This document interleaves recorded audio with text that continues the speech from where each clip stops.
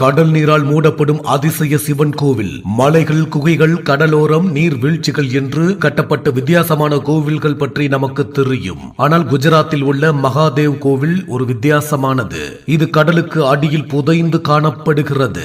இந்த கோவில் கடலில் அதிக அலைகளின் போது நீரில் மூழ்கியும் தாழ்வான காலங்களில் தன்னை கம்பீரமாக வெளிப்படுத்தியும் பக்தர்களுக்கு காட்சி அளிக்கிறது.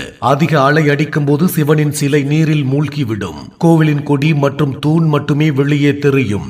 இந்த சிவன் கோவில் குருசேத்திர போருக்கு பிறகு பாண்டவர்களால் கட்டப்பட்டது. அனைத்து கௌரவர்களையும் கொன்ற பிறகு பாண்டவர்கள் தங்கள் பாவங்களை போக்குவதற்காக பல சிவாலயங்களை எழுப்பினர். கடைசியாக எழுப்பிய கோவில்தான் இந்த மகாதேவ் கோவில். கோவிலின் கொடி 365 நாட்களும் ஏற்றப்பட்டு அடுத்த கோவில் திருவிழாவின் போது மட்டுமே மாற்றப்படும். இந்த கொடி ஒருபோதும் அலைகளால் அடித்து செல்லப்பட்டது கிடையாது. 2001 ஏற்பட்ட மிக மோசமான பூகம்பத்திலும் கூட ஒன்றும் ஆகவில்லை என்பது